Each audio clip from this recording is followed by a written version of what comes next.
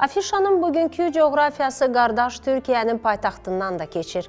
Ankara Rəsm və Heykəllər Muzeyində Azərbaycanın ərazi bütövlüyünün və suverenliyinin bərpasına həsr olunan Suverenliyimizi qazandıran şanlı zəfər adlı sərginin açılışı olub. Türkiyənin dörd bir yanından göndərilən yüzlərlə müraciət arasından seçilən 44 rəsm əsəri məhz qələbəmizin rəmzi olan o rəqəm qədər tablo sənətsevərlərin ixtiyarına verilib. Ulu öndərlər Mustafa Kemal Atatürk və Heydər Əliyevin portretlərindən başlayan bu sənət yolu Qarabağ həqiqətlərini qardaş ölkənin paytaxtında bir daha ucaltdı.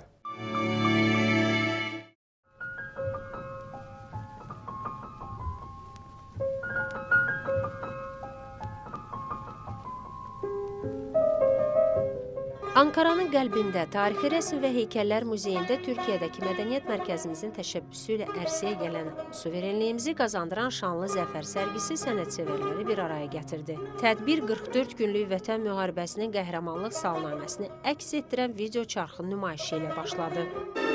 Ağdam bizimdir, Laçın bizimdir, Kəlbəcər bizimdir, Şuşa bizimdir, Qarabağ bizimdir, Qarabağ Türkiyənin Mədəniyyət və Turizm Nazirliyinin rəsmiləri, millət vəkilləri və diplomatların qatıldığı açılışda vurğulandı ki, bu qələbə təkcə Azərbaycanın deyil, bütün Türk dünyasının ortaq zəfəridir. Sərgidə nümayiş olunan əsərlər son 6 ay ərzində Türkiyənin müxtəlif şəhərlərində yaşayan Azərbaycanlı rəssamlar tərəfindən böyük sevgi ilə yaradılıb. Sərgidəki 44 əsər təkcə rənglərin vəhdəti deyil, həm də sarsılmaz Azərbaycan-Türkiyə qardaşlığının təcəssümüdür. Tablolarda vətənpərvərlik, milli dəyərlər və Qarabağın azadlıq nəfəsi hiss olunur. Azərbaycan milli musiqilərinin sədaları altında keçən sərgi ziyarətçilərdə böyük maraq oyatdı.